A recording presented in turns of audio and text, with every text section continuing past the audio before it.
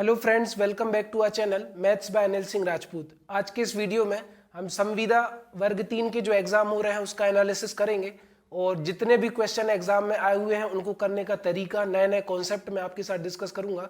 और जिन्होंने मेरे पुराने वीडियोस देख रखे हैं उसको तो कोई दिक्कत नहीं, उससे तो पेपर बनना ही बनना है। पुराना मैंने इतना पढ़ा रखा है कि सब कुछ उसमें से आ जाएगा, सारे चैप्टर कवर करा रखे हैं। और इसके बाद भी जो क्वेश्चन आ रहे हैं आप उनको भी देखिए तो आपको आइडिया मिलेगा कि एग्जाम में क्वेश्चन कैसे सॉल्व करते हैं। सबसे पहले हैप्पी इंटरनेशनल वुमेन डे। और आज मैं कुछ पंक्तियां सुनाना चाहूँगा। मैं एक आम सा लड़का हूँ, कुछ अलग नहीं है मुझ में, लेकिन ये बात मेरी माँ को कौन समझाए। मेरे माथे पर काजल का टीका यूँ लगाती है जैसे मैं दुनिया में सबसे खूबसूरत हूँ। मेरी तारीफ यूँ करती है जैसे मैं किसी मंदिर में रखी हुई मूरत हूँ। मुझे रब से कोई शिकायत नहीं, मुझे रब ने रियासतें नहीं दी, बादशाहतें नहीं दी, फिर भी रब को माफ़ी है। मैं अपनी माँ का राजा बेटा हूँ, बस यही काफ़ी है। अंतर्राष्ट्रीय महिला दिवस पर दुनिया की सभी माँओं को, प्रत्येक महिला को अंतर्राष्ट्रीय महिला दिवस की बहुत बहुत शुभकामनाएं। आज की क्लास हम शुरू करते हैं। चलिए आज की पढ़ाई शुरू करते हैं। हमारा टॉपिक है, सबसे पहले क्वेश्चन आया था, राम और श्याम के बीच 1080 रुपये 3:2 में बांटे गए, तो श्याम का हिस्सा बताइए। तो ये बताओ कुल धनराशि कितनी है, 1080 रुपये है। अनुपात कितना है, 3:2। तो अगर मैं 3 और 2 को जोड़ दूं तो 3 और 2 कितना हो जाएगा, 5। तो आप कहोगे 5 भाग जो मेरा है वो कितने के बराबर है, 1080 रुपये के बराबर है। तो एक भाग की वैल्यू कितनी हो जाएगी, तो एक भाग हो जाएगा 1080/5। 5 एकम 5, 5 दूनी 10, 5 एकम 5 बचा 3, 5 छक्का 30।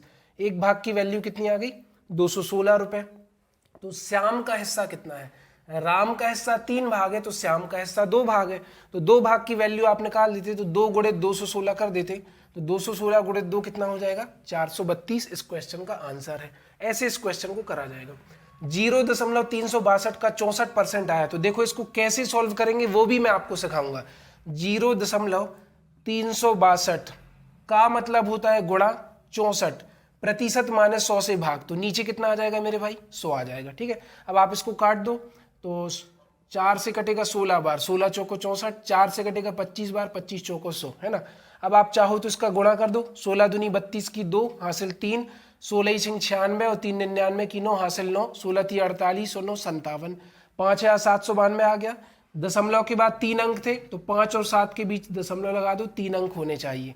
अब इसको आप 25 से डिवाइड करोगे तो आपको ऑप्शन ध्यान से देखना है। तो देखो 25 दूनी 50, 25 दूनी 50, 57 में से 50 गया बचा 7, हो गया 79, 25 दिया 75, 79 में से 75 गया बचा 4, है ना।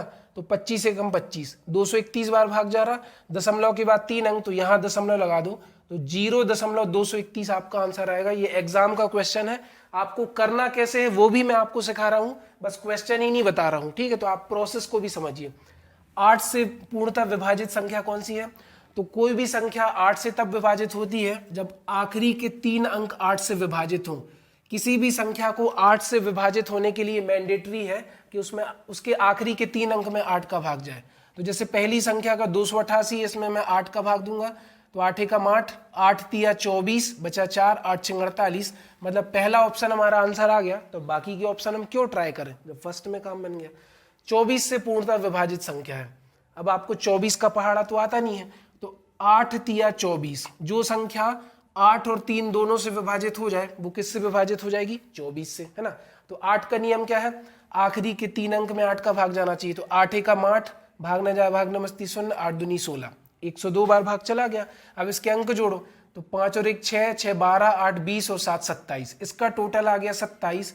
अब इस टोटल में 3 का भाग जा रहा, 3 एकम 3, 3 नाम 27, इट मीन्स ये संख्या भी किससे विभाजित होगी, 3 से विभाजित होगी।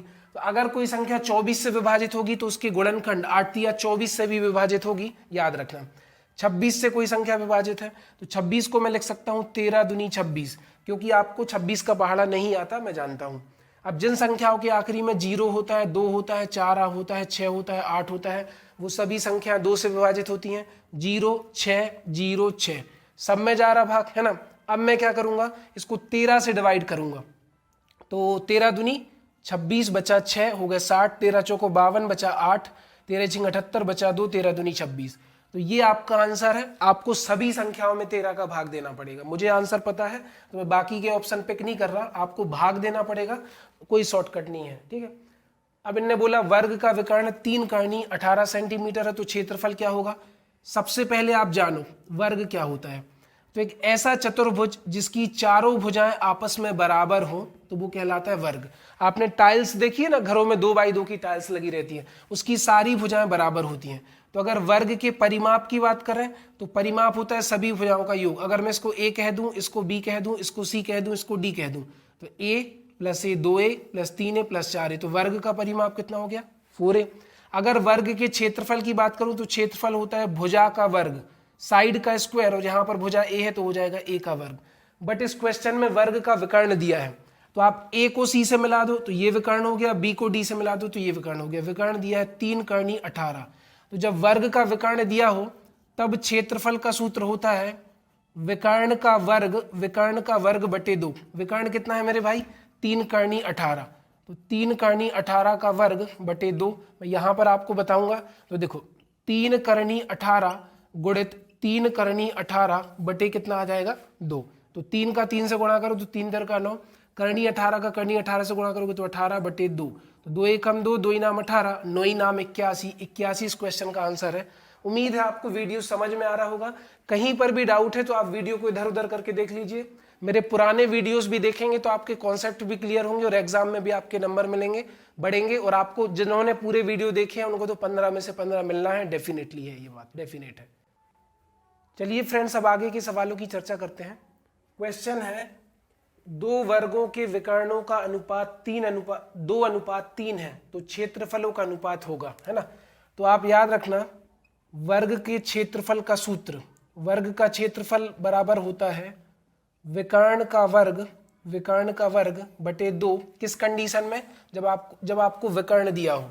जब विकर्ण दिया हो ना तो वर्ग का क्षेत्रफल होता है विकर्ण का वर्ग बटे 2। तो पहले वर्ग का विकर्ण क्या है 2 का वर्ग बटे 2, और दूसरे वर्ग का विकर्ण क्या है 3, तो 3 का वर्ग बटे 2, तो 2 से 2 कट गए तो 2 का वर्ग आ गया 4 और 3 का वर्ग आ गया 9। तो इस क्वेश्चन का आंसर कितना आ जाएगा 4:9, है ना। क्वेश्चन है ABCD एक वर्ग है जिसमें AC एक विकर्ण है। आप चाहो तो एक वर्ग बना सकते हो ABCD, और वो कह रहा है AC एक विकर्ण है। विकर्ण मतलब एक कोने से दूसरे कोने को मिला दो, इसको इससे मिला दो, इसको इससे मिला दो, तो विकर्ण हो जाता है। जिसकी लंबाई 4 कर्णी 2 है, तो वो कह रहा है बताइए कि वर्ग का क्षेत्रफल क्या होगा। तो एज वी नो दैट जब विकर्ण पता हो तो क्षेत्रफल का सूत्र होता है विकर्ण का वर्ग बटे 2, और विकर्ण कितना दिया हमें 4 कर्णी 2 का वर्ग बटे 2। अब देखो इसका वर्ग कैसे करेंगे, हो जाएगा 4 कर्णी 2 गुणित 4 कर्णी 2 बटे 2, ठीक है। तो ये हो जाएगा 4 चौको 16 गुणित कर्णी 2 का कर्णी 2 से गुणा करेंगे तो खाली 2 बचेगा, रूट से रूट कैंसिल हो जाएगा, बटेगा 2, 2 से 2 कट गया तो आंसर कितना आ गया 16। तो इस क्वेश्चन का आंसर है 16। क्वेश्चन है किसी वर्ग तथा वृत्त का परिमाप समान है, यदि वृत्त का क्षेत्रफल 3850 मीटर वर्ग हो तब वर्ग का क्षेत्रफल ज्ञात करो। तो सबसे पहले तो आप जानो ये आपका वृत्त है, वृत्त का केंद्र, ठीक है, और ये हो गई वृत्त की त्रिज्या। पूरा वृत्त में मैंने पढ़ा रखा है, अगर आपने वीडियोस देखे हैं तो प्रॉपर समझ में आएगा। वृत्त की परिधि होती है हमारी 2πr और वृत्त का क्षेत्रफल होता है πr वर्ग, ठीक है। तो अभी हमारा वृत्त का क्षेत्रफल है πr वर्ग बराबर कितना दिया है 3850 मीटर स्क्वायर।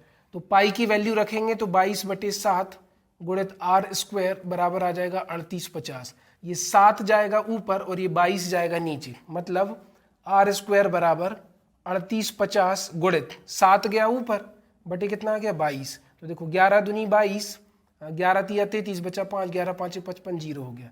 2 से काटो तो 2 एकम 2, 2 सत्ते 14, 2 पंचे 10। तो आर का वर्ग बराबर आ गया 175 गुणित 7।